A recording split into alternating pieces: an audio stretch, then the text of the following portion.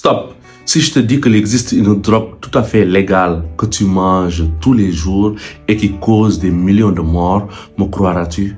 Et non, c'est pas la cocaïne, c'est pas l'héroïne, mais bien sûr le sucre. Oui, cette douceur qui envahit ton plat est bien plus dangereuse que l'on ne pense. Elle te rend accro, détruit ton cerveau, abîme ton foie et ton pancréas, te donne de la graisse et surtout déséquilibre le microbiote intestinal. Reste jusqu'à la fin de la vidéo car aujourd'hui, je vais vous expliquer pourquoi le sucre est un poison lent et pourquoi tu dois réduire rapidement ta consommation. Le sucre rapide, c'est le type de sucre qui se retrouve dans les bonbons, dans les pâtisseries, dans les sodas, etc. Il est digéré rapidement et entraîne des pics glycémiques. Le sucre lent, présent dans le pain blanc, dans le riz blanc ou même dans les pâtes. Ce sucre lent, une fois digéré, aussi devient du glucose, mais son action est plus progressive. Alors pourquoi parle-t-on de drogue? La réponse elle est simple. Le sucre agit directement dans ton cerveau, provoquant une augmentation de la dopamine, l'hormone du plaisir, créant une sensation de bien-être instantanée, mais temporaire.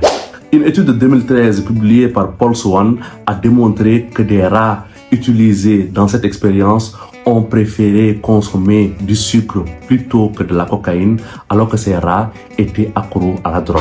Alors les industriels utilisent cette dépendance à leur avantage en ajoutant une quantité énorme de sucre dans leurs produits transformés. Résultat, tu en veux toujours plus sans être satisfait. Le sucre n'est pas un plaisir inoffensif.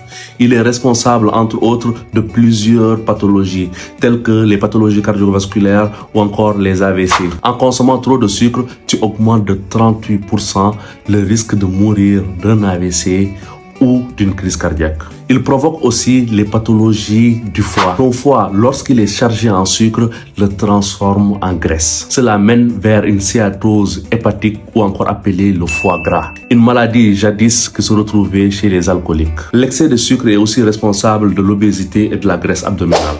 C'est pas l'excès de gras que tu manges qui te fait grossir, mais bien sûr l'excès de sucre. Et c'est pas fini. Non. Le sucre te donne le diabète.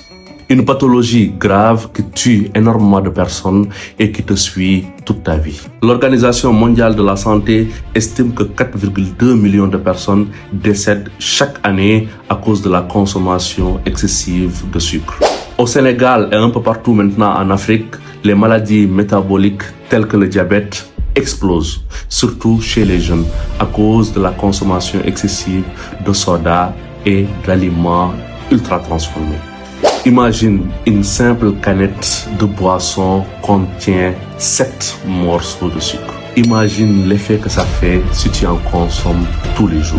Je suis médecin et à chaque fois je vois des gens souffrir à cause des conséquences du sucre. Et je me demande tout le temps si on les avait parlé tôt, aurait-il pu éviter cela?